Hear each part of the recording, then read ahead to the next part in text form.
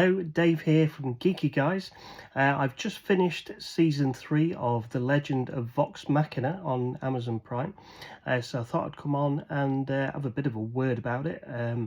Some words about it, what I thought, and obviously for the uninitiated into that show to kind of tell you what to expect in case you may want to watch it.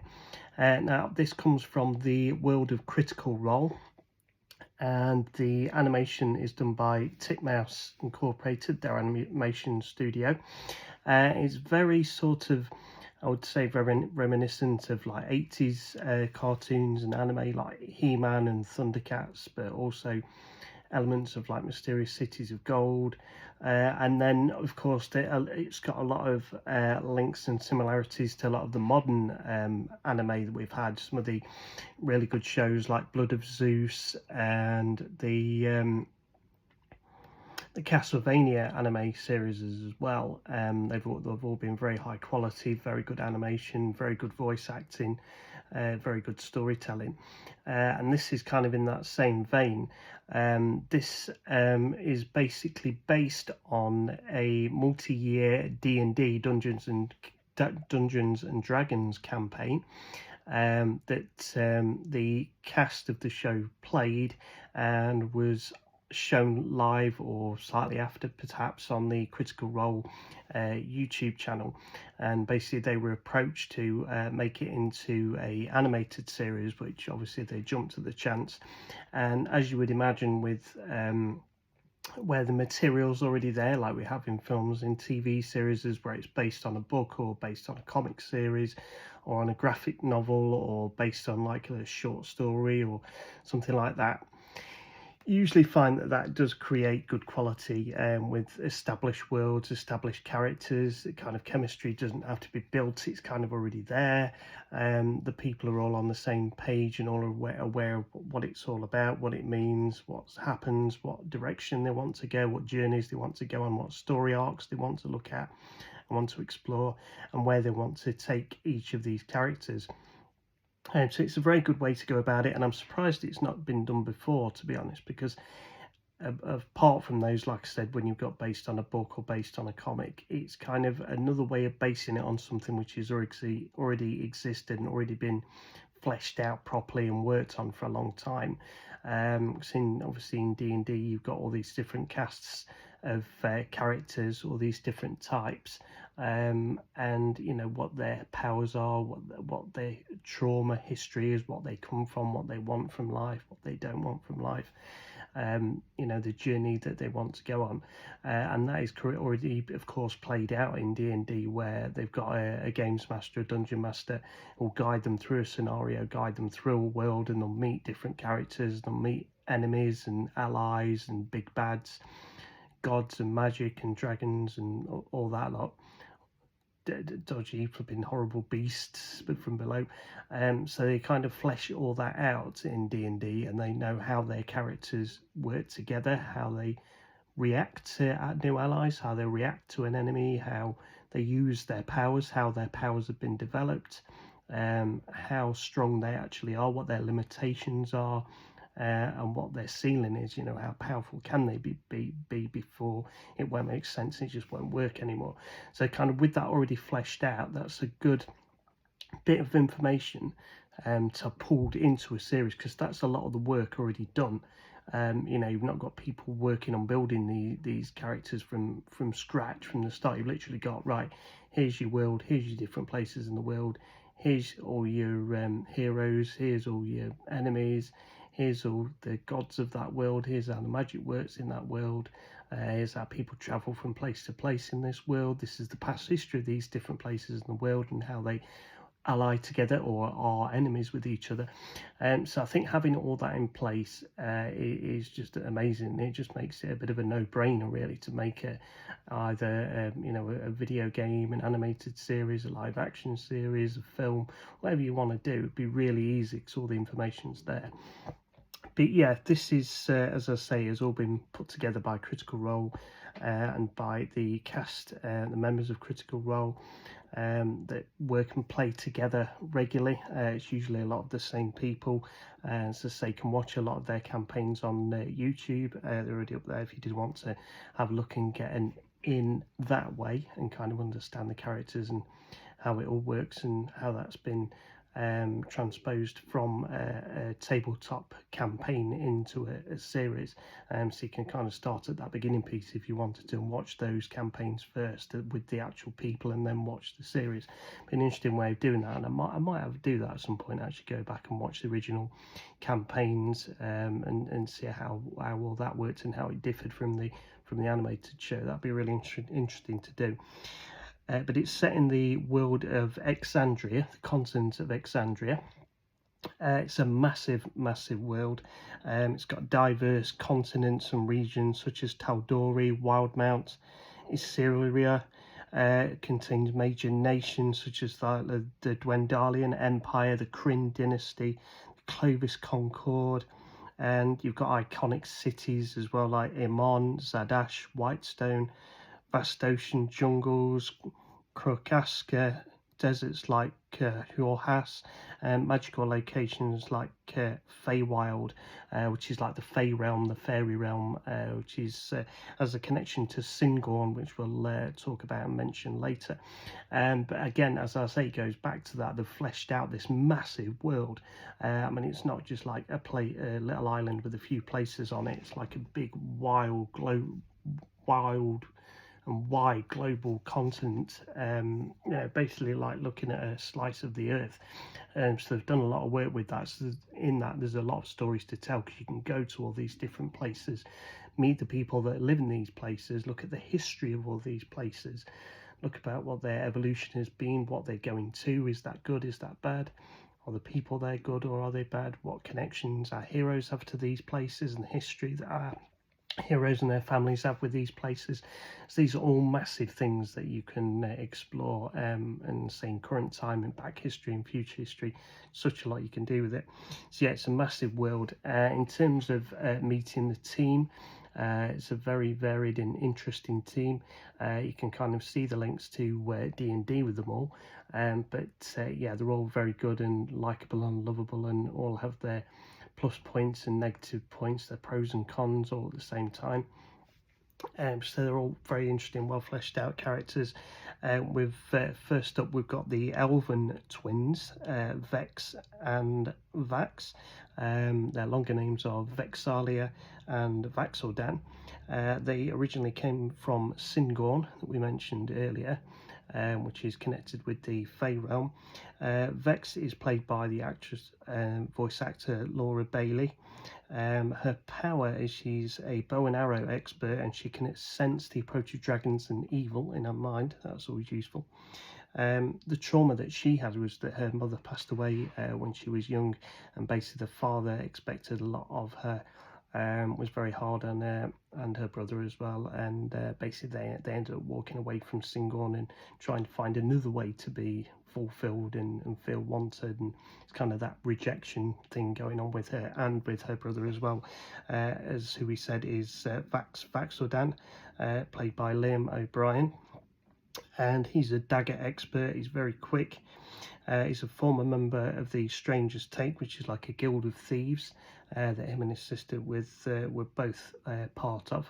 That's kind of their sort of back history, and obviously again he's got the same mother as Vex, so he's got that trauma of rejection on him as well. Then we've got Lord Percy de Rollo. He's a human. He's played by Taliesin Jaffe. He originates from Whitestone that we mentioned earlier. He's a royal and a nobleman. He's a pepperbox gun expert and technology expert as well. So very good with his hands, very good at building contraptions to help the team.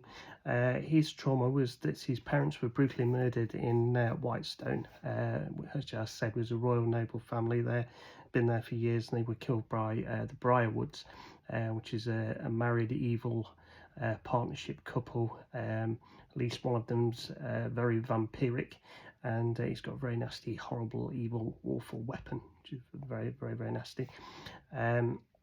So he's obviously got that trauma of his parents being killed and having to leave his sister there and running away, so he didn't get killed himself pretty much. And he was only young at the time. So we've got him as well, Lord Percy. We've got Pike, who is a gnome, who's played by Ashley Johnson. She originates from the world of Tal'Dorei, specifically the city of Westruun, but her story heavily involves the Temple of the Everlight in Whitestone, where she builds her faith and tries to be as good a person as she can be and impress her God and live by the testament and by the rules. Her power is she's a great healer.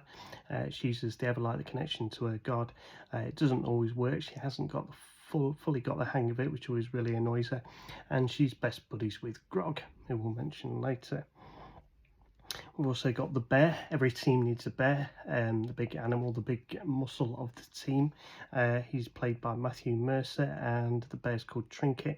And Vex saved him as a baby when his mother was killed by marauders, was brutally enslaved and murdered.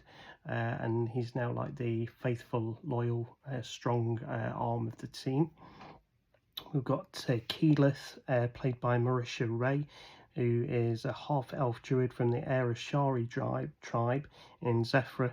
They're a nomadic people of the mountains, and her quest involves completing the trials of the elements, the Aramante, which gets mentioned a lot, which is a journey which is similar to that of a avatar, and it's trying to learn to control the elements, so kind of like a nature spirit, kind of learning to control and talk to plants and wildlife and the soil and the rocks and the sky and the wind and fire and water, all those sorts of things. The trauma that she had is her mother died while she was trying to complete her own Aramante. So she's only got her father left. She feels like she's let everybody down. She feels like she's not powerful enough as she needs to be. Doesn't feel like she's a strong enough member of the team. She doesn't feel listened to. So she's trying to build her strength up and be the best that she can be, and try and honour her mother and honour her family and the rest of the Ashari. And then we've got Scanlan Shortholt, which is a gnome bard played by Sam Rigel.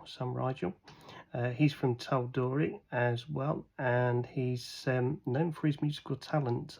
Can play an array of instruments, guitar and flute and trumpet and many other things. And he uses his music as part of his magic as well. So if the team needs some magic completing, he just sings a few rhymes, sings a bit of a song, and he can exude his magic that way. So that's very interesting, a very different and interesting way to use magic that we don't see very often. And the songs are normally very naughty, very raunchy. So he's kind of the naughty, raunchy, humour, dick jokes member of the group. There's a lot of the comedy comes from Scanlan, but he has got a heart and he's emotional as well. And his trauma is he's never felt fulfilled. He's travelled the world playing music, visiting brothels, having lots of short-term, meaningless flings with different women, never settling down anywhere, drinking too much ale, and he's just kind of never settled. So he's looking to, help this and work with this team, this band of heroes, this Vox Machina that's put together to try and find fulfillment and find his way in the world, while still entertaining and being very funny. And then we've got Grog Strongjaw, the giant, played by Travis Willingham. He's also from Tal'Dorei, specifically originating from the barbarian giant tribe, the Herd of Storms, near Westruun. He's a very strong, muscly, powerful, kind of like the dumb, strong one of the group, I suppose you would say, although he has these moments of cleverness and of realisation at times, and does go on a journey of self-discovery during the show, during the series. But and some of his kind of dumb kind of comments where he doesn't really think before he speaks are quite funny. His power is he's obviously very muscly, very strongly, can one who smashes mountains pretty much. His anger and his rage is easily switched on. So he's a very useful one to have at the front of the group to take the brunt force of what's coming at them. It was raised by his cruel uncle Kevdek, who slayed, raged and murdered with no honesty or decency, and he expected his nephew to do the same. But when Grog Strongjaw went to murder some gnomes and met Wilhan Trickfoot, Pike Trickfoot's father, mentioned Pike earlier, he realises the wrongness of what he's doing and that he can't do it anymore. And so he befriends that family and becomes best buddies with Pike, and joins the group and tries to put wrongs right. And so that's the main group. Obviously there's a massive cast, there's lots and lots of people, but it would take a long time to go through them all, but that's the main core of this group of heroes, kind of anti-heroes, because they're all kind of mercenaries and kind of unexpected heroes at the start, who have all got their own flaws and traumas that come together and work together as friends, and realise that they're better together, better united than apart, and they're stronger as a unit, rather than trying to do things their own way. So that's one of the big things in the show, that it's kind of like the importance of friendship, the self-exploration, the inner journeys that kind of you go on to find yourself feeling not fulfilled, and finding a way to find that feeling, find the people that make you have that feeling and can have that feeling. And then there's things like the emotions of like love and loss, tremendous evil and battling against the odds. The show's pretty much got it all, to be honest. And at moments it's silly, moments it's naughty and dirty, moments it just gets a little bit unbelievable. You just think, what are they doing? This is never going to work, but somehow they make it work in a weird and wonderful way. And the evil is very evil in the show as well. You kind of feel they are going to be defeated and like completely killed at any moment. So the stakes are always high in this show. And they all work together, so they're a very good group of characters that's very interesting and cool to get to know and learn more about as the story goes on. There are nice arcs running through as well, so it's not just like a different episode every week. They kind of, you follow them on this journey, on this campaign, as we said earlier, from start to finish, and how they find themselves, find each other, and defeat evil, drink ale, and have a bit of fun along the way. So some notable enemies, and there's a lot of notable enemies in this show. We've got Anna Ripley, who's a human tech expert, who's kind of similar in that way to Percy DeRollo. She's played by Kelly Hu. We've got Rai Shan, who is a green dragon who can transform into human form, who breathes disease gas instead of fire. She's played by Cree Summer. We have Delia Briarwood. We mentioned the Briarwoods earlier. She's played by Gray DeLisley, and she's the other half of the vampiric evil power couple, the Briarwoods, that take over Whitestone and murder most of Percy's family and kick all the nobles out, and running it for their own dastardly awful reasons. We've got Thordak the Red Fire Dragon, played by Lance Reddick, who's very good. We've got Duke Vedmire, a human who can also change into a dragon, played by Rory McCann. We've got Kevdak, who's Grog's evil giant uncle, we mentioned earlier, played by Ralph Ineson. Got the undead version of Thordak, who's played by LeVar Burton of Star Trek fame. We've got Umbrasyl the Black Dragon, who breathes acid, who's played by Matthew Mercer. We've got Voragol the Ice White Dragon, breathes ice, played by Liam O'Brien. And Brimscythe, the Blue Dragon, who is played by Doctor Who's own David Tennant. There's others in there as well. As I say, can't mention them all because it's an absolutely massive show with a massive cast. But if you kind of like your shows with like they're fighting against the odds, and they're very interesting and fun and likable characters that do have human flaws and that aren't perfect and that are trying to find the way in the world, I think you will like it. And there's things happen where it's great, moments of joy, there's moments where you're really down, going, oh dear, they're in a bad way, or that person's in a bad way. Sometimes we think the evil is absolutely unbeatable, it's just too strong, and everything they try to do is read by the enemy and kind of stops them doing it. So they have to do things a bit out of the box and do things a bit differently. But yeah, that's pretty much the show in a very small, vague nutshell. If you haven't seen it, I would definitely recommend that you watch it. It's on Prime Video. Seasons 1 to 3 started in 2022 and it's still going. Season 4, I believe, is being recorded now, and season 5 is the final season that has been revealed. That's been greenlit, that's going to happen.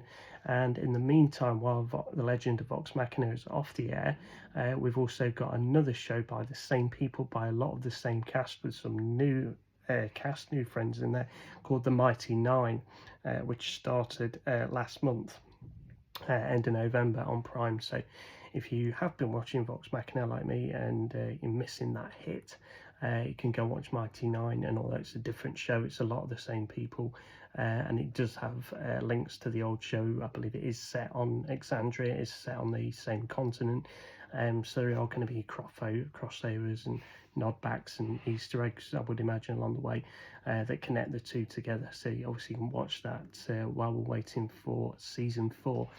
But yeah, and I would also recommend as well, if you do like the music of Vox Machina, because there's some very good music in it. I mean, a lot of very good orchestral music, but there's also, as I said, Scanlan's naughty, funny, silly magic songs as well, which are really good as well.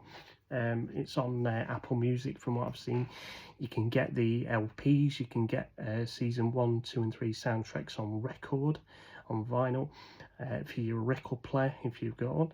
I've not really seen them on CD, so I don't know if they're doing them on that, but certainly digital download MP3 you can do as well.